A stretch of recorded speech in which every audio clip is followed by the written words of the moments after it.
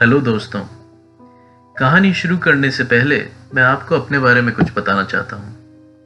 मैं आप में से बहुतों की ही तरह एक नौकरी पेशा इंसान हूँ और रहस्यमय और अद्भुत कहानियाँ मुझे बहुत पसंद है।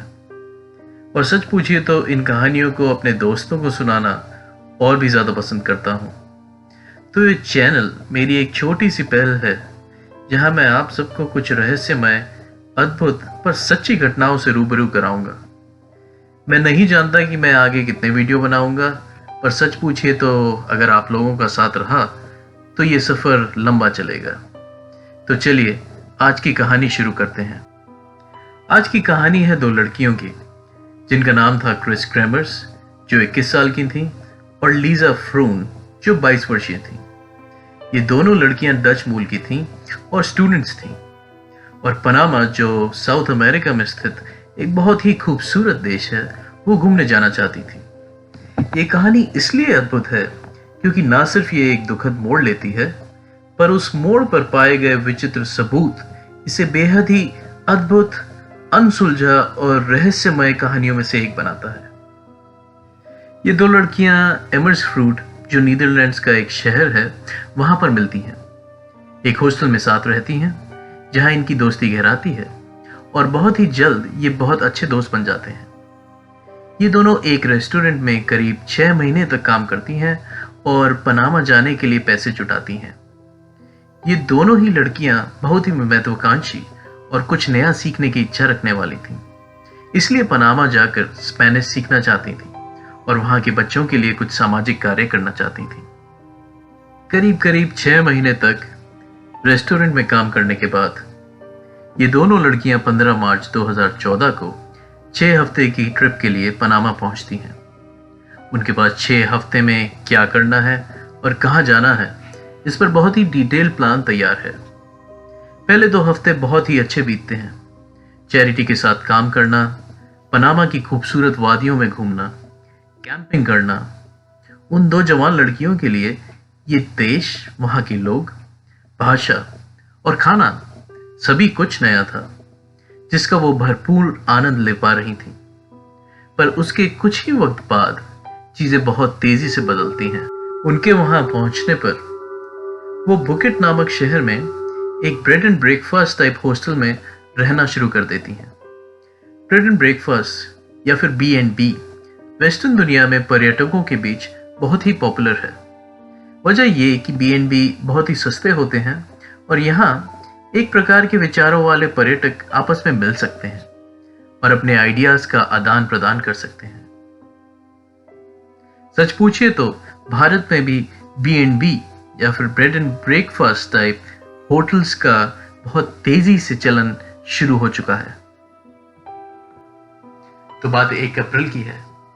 ये लड़कियां एक बहुत ही लंबी और कठिन ट्रेल हाइक पे उस दिन जाने का प्लान बनाती हैं। बीते 2 हफ्तों में ये लड़कियां शहर के कई हिस्से घूम चुकी हैं, इवन जंगल में भी कई बार जा चुकी हैं। तो ये अपने आप को अब शहर और कुछ हद तक वहां के जंगल से परिचित समझती हैं। ये हाइक एक बहुत ही ऊंचे वोल्केनो जिसका नाम बारू है उस पर स्थित है और इसकी चोटी से कुछ बेहद ही खूबसूरत दृश्य देखने को मिलते हैं। वैसे तो ये दोनों लड़कियां अनुभवी हाइकर्स थीं, पर असल में ये हाइक अनुभवी लोगों के लिए भी बहुत ही कठिन थी। पहाड़ के चोटी तक पहुंचने के लिए गाइड की आवश्यकता थी क्योंकि ऊपर तक जाने वाले रास्ते बहुत ही कठिन, दिशाभ्रमी और लंबे रास्ते थे।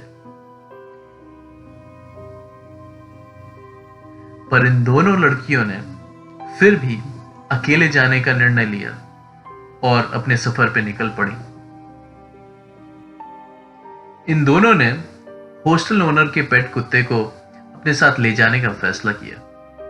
क्योंकि ये दो अनुभवी हाइकर्स थे, इन दोनों ने अपने साथ सब आवश्यक चीजें जैसे पानी, खाना, टॉर्च लाइट्स और फोन और एक कैमरा जो कहानी में आगे बहुत ही आवश्यक होगा साथ ले जाने का फैसला किया।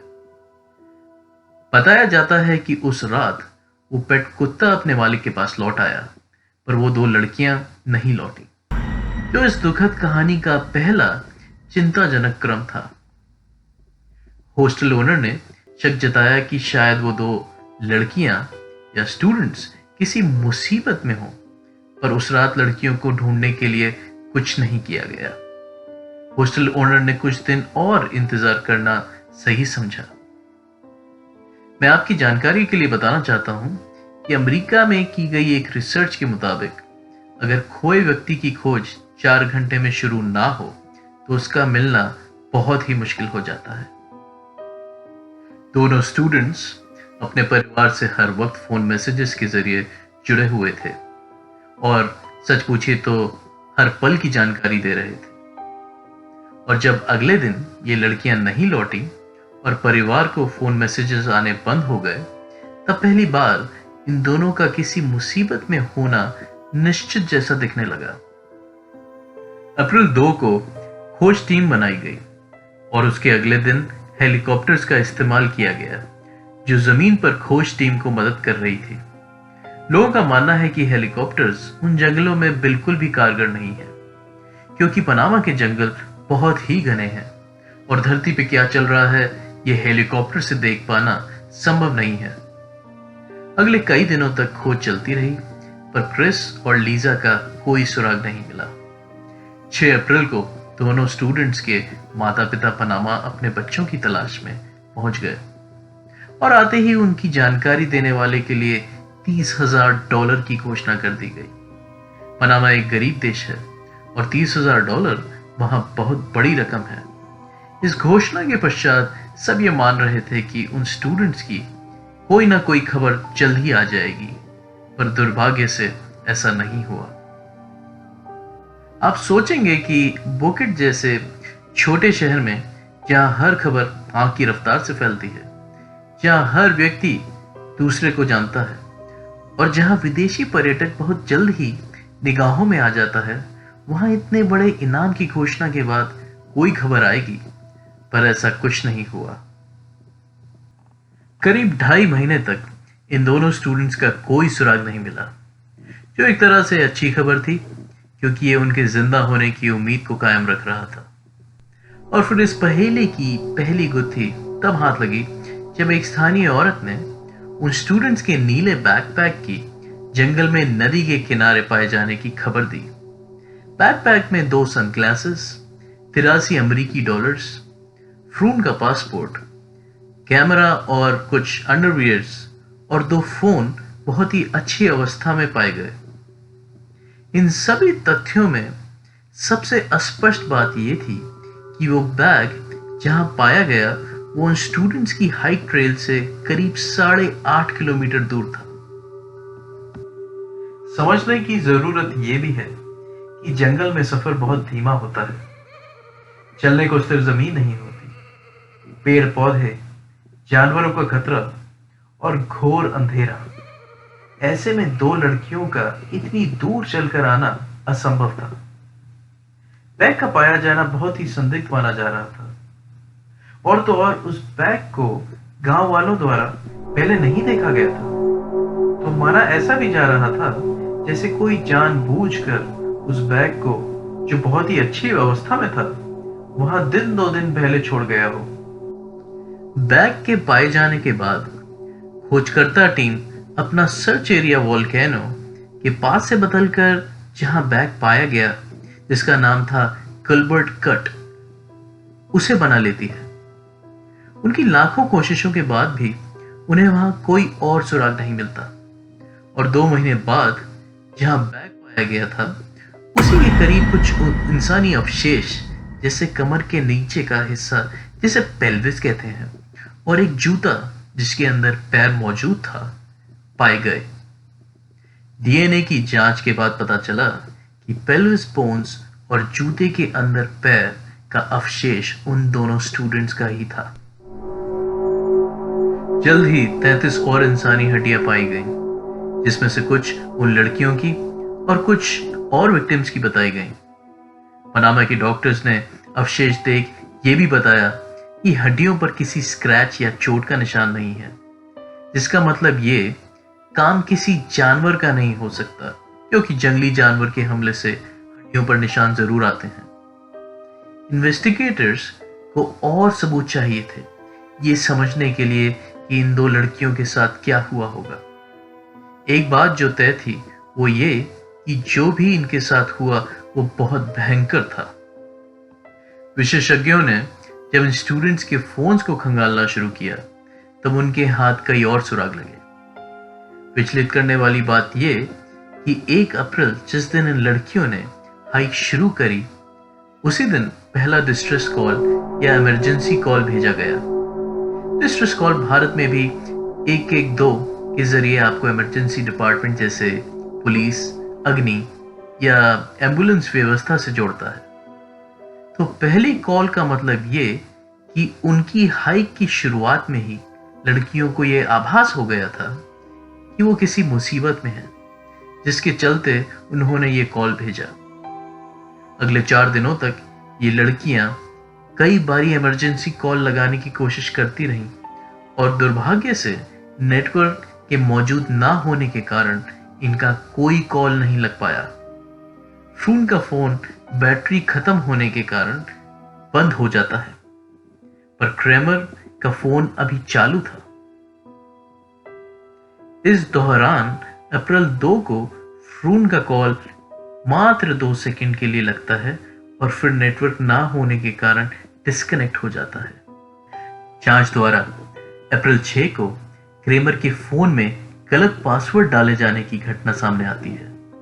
कोई क्रेमर के फोन को एक्सेस करना चाह रहा है और कई गलत पासवर्ड्स के बाद फोन लॉक हो जाता है।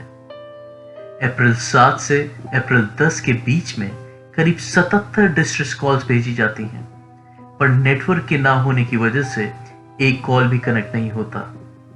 अप्रैल 11 को क्रेमर का फोन भी बंद हो जाता है। इस कड़ी में अगला सुराग था फ्रून का डिजिटल कैमरा, जिसमें उनके शुरुआती सफर की कुछ तस्वीरें हैं। उनकी पहली कुछ तस्वीरें जो 1 अप्रैल को ली गई उसमें दोनों लड़कियां बहुत खुश नजर आ रही हैं। हालांकि जैसे जैसे रात ढलती है तस्वीरों में उनका हाव भाव किसी समस्या की ओर इशारा कर रहा है। और अप्रैल 1 के बाद अगली तस्वीर सीधे अप्रैल 8 की है। अप्रैल 8 से 10 के बीच में करीब 90 तस्वीरें ली जाती हैं और विचित्र बात यह है कि उनमें से एक में भी दोनों लड़कियां मौजूद नहीं हैं, बजाय एक तस्वीर के जिसमें क्रेमर का सर पीछे से नजर आ रहा है। कुछ लोगों का मानना है कि उस तस्वीर में क्रेमर के सर से खून बह रहा है, पर इस बात की पुष्टि नहीं की जा सकती। सारी की सारी तस्वीरें अंधेरे में, खूब अंधेरे में ली गई हैं और रात 1 बजे से सुबह 4 बजे के बीच में ली गई हैं। बहुत सी तस्वीरें सिर्फ अंधेरे की हैं और बहुत कम ही तस्वीरें ऐसी हैं जिसमें कुछ भी साफ साफ नजर आ रहा हो। ये तस्वीरें किसने ली, ये भी एक पहेली है। क्या ये दोनों लड़कियों में से एक थी या फिर कोई तीसरा था जो ये तस्वीरें ले रहा था? कोई नहीं जानता।